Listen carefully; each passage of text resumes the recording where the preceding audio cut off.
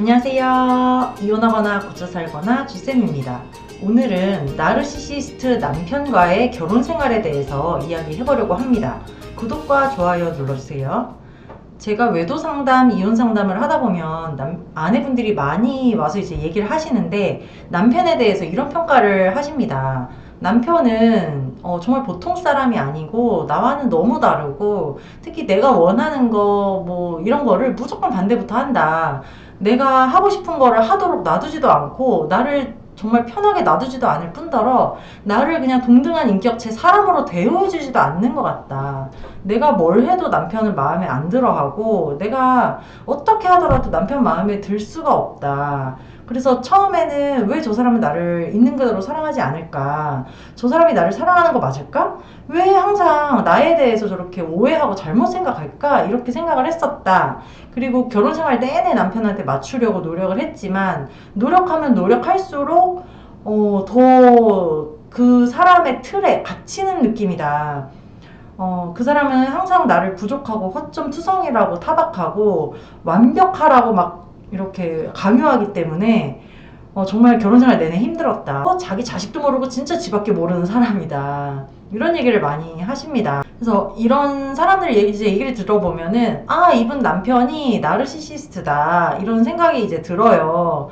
나르시시스트가 뭐냐면 이제 자기애성 성격장애라고 하는데 여자보다 남자한테 좀 더 많이 나타나고요. 인구 중에 한 1% 정도가 이 자기애성 성격장애를 가졌다고 합니다. 근데 이제 모든 성격장애가 다 그렇듯이 그 나르시시스트 본인보다는 주변 사람들이 더 고통을 받아요. 나르시시스트들의 특징은 크게 한 3가지 정도로 얘기할 수 있을 것 같은데 첫 번째는 과장성입니다. 이 사람들은 자기가 성취한 거, 자기의 모습 이런 거에 대해서 되게 부풀려서 생각하고 부풀려서 이제 얘기하기를 좋아합니다. 그리고 두 번째는 칭찬과 인정에 대한 과도한 욕구입니다. 항상 기승전 지자랑, 기승전 자기 칭찬인 거예요. 자기 입으로 자기에 대해서 막 얘기를 하면서 나 정말 대단하지 않아? 이거 남들은 이렇게 못해. 나니까 하는 거지. 나니까. 이렇게 항상 자기를 인정받고 싶어하는 욕구가 너무 강합니다. 그리고 세 번째는 공감 능력의 결여입니다. 상대방의 입장에서 생각하고 상대방을 이해하고 상대방이 어떤 감정을 느끼는지를 이 역지사지 할 수 있는 게 공감 능력인데 이런 능력이 없습니다. 그러니까 당연히 이런 사람이랑 같이 사는 우리가 너무 힘든 거죠. 이 나르시시스트들의 성격이 왜 이렇게 되었냐를 생각해보면 좀 양극단인 것 같아요. 한쪽은 이제 어린 시절에 부모님이 막 방임하고 방치하고 뭐 학대까지 해가지고 자존감이 낮아서 그의 반대급부로 이제 더 남들의 인정이나 이런 칭찬이나 이런 걸 갈구하는 성격이 된 걸 수도 있고 또 한편으로는 집에서 너무 오냐오냐하게 키워져서 받들어 모셔가면서 키워져가지고 이 자기상이 큰 거죠. 웅대한 자기상을 가지고 있다고 하는데 그렇게 자기상이 크니까 난 정말 대단한 사람이라고 생각하는 거죠. 이렇게 두 양극단의 어린 시절 그 양육 방식을 생각해 볼 수 있겠습니다. 근데 제가 이제 경험을 해봤을 때는 이렇게 받들여서 키워져서 나르시시스트가 된 경우보다는 어린 시절에 학대받고 방임당해서 낮은 자존감 때문에 나르시시스트가 된 사례가 더 많지 않나 이렇게 생각이 들고요. 특히 이렇게 자기애성 성격장애를 가진 사람들은 부모도 약간 이런 성향일 가능성이 굉장히 높은 거죠. 부모도 자기애성 그런 성향이 있어서 아이들을 계속 학대하고 막 방임하고 이런 사람들은 진짜 자기밖에 모르고 자기 자식도 눈에 안 들어오잖아요. 그러니까 애도 그렇게 키웠으니까 애도 보고 배운 게 그런 거라 그렇게 성격이 형성되지 않았을까 이런 생각이 듭니다.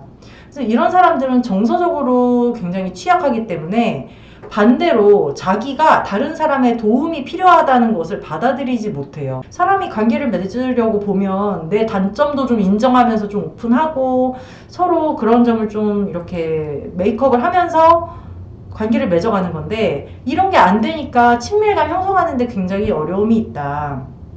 그리고 타인을 자기의 야망과 목표를 이루는데 필요한 수단으로만 취급하기 때문에 항상 타인을 이용하려고만 들고 그런 관계만 맺습니다. 그래서 이런 사람들이 와이프를 고를 때도 자기의 야망을 만족시킬 수단으로 생각하고요. 자기가 부족한 점을 이 배우자를 얻음으로써 보상받는다 이렇게 해서 고르기 때문에 결혼 생활을 통해서 자기가 이익을 얻는 데에만 관심이 있는 거예요.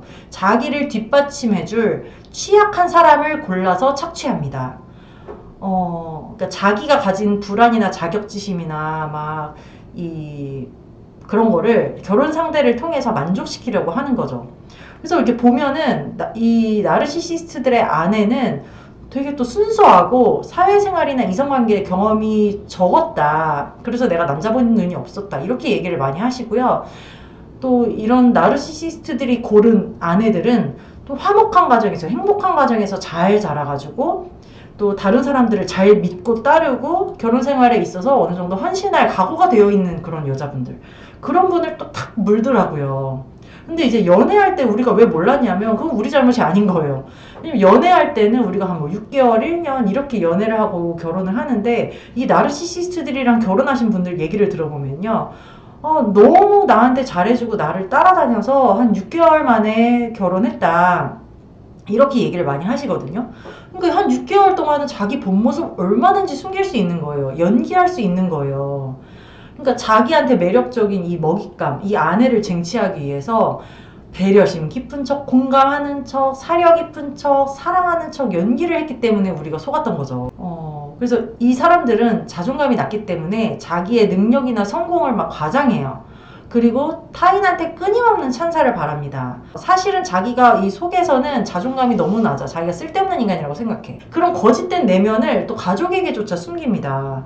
그리고 또 자존감이 낮으니까 오히려 자기의 실수나 잘못을 절대 인정하라 하지를 않죠. 나르시시스트들의 아내로 살기가 힘든 거는 이 사람들이 감정이입을 못하고 오직 자신밖에 모르기 때문에 이 아내의 감정이나 뭐 자식들의 감정 이런 거를 인정하거나 확인하려고 들거나 막 눈치를 보고 이런 게 없는 거예요.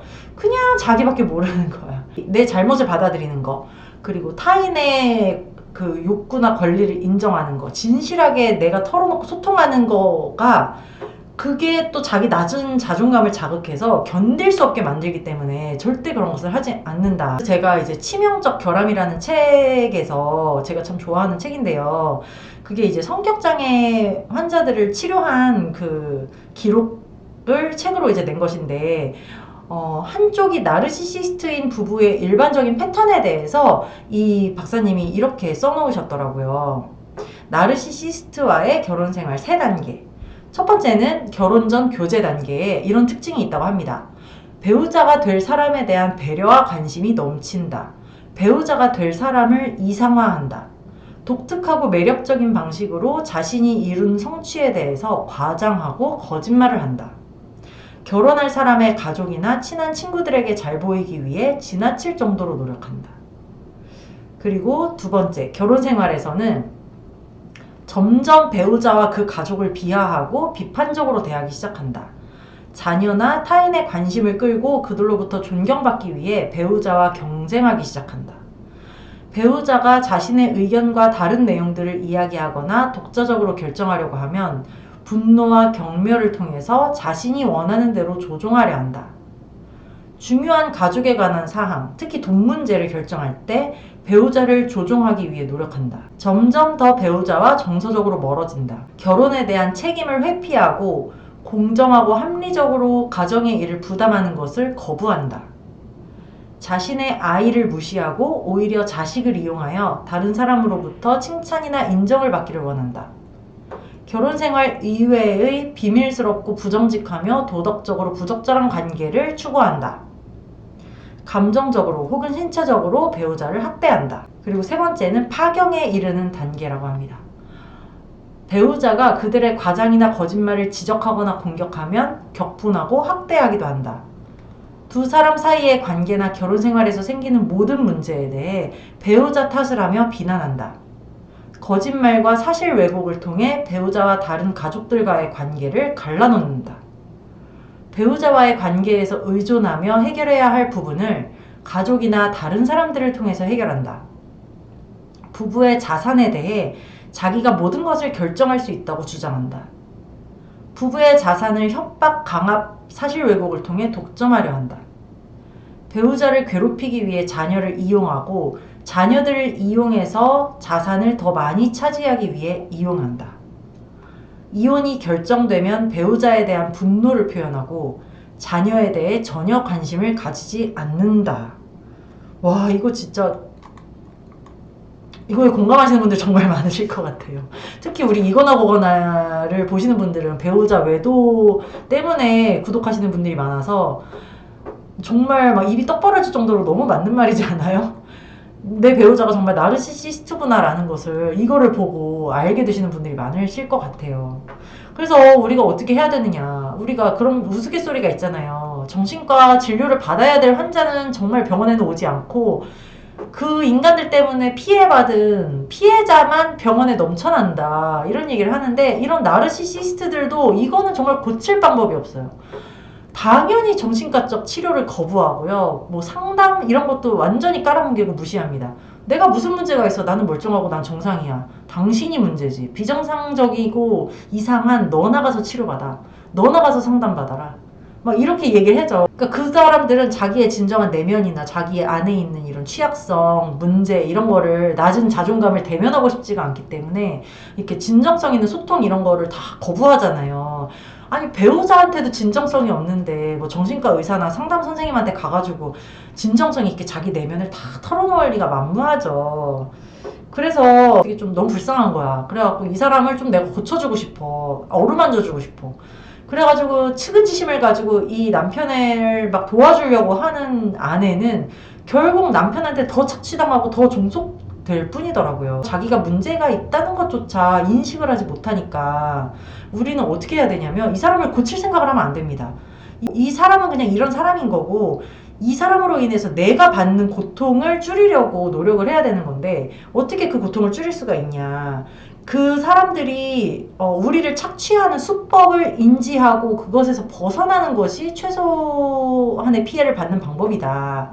그래서 가능한 한 접촉을 피하고 차라리 진짜 이혼하는 게 나을 거라는 생각이 들어요. 그래서 이 나르시시스트들이 우리를 착취하고 조종하는 그 방식을 우리가 가스라이팅이라고 하는 거잖아요. 그래서 가스라이팅에 대해서 우리가 많이 알고 또 가스라이팅에서 벗어나기 위해서 어떻게 해야 되는지 어떻게 대처해야 되는지를 공부를 많이 해야 될 것 같습니다.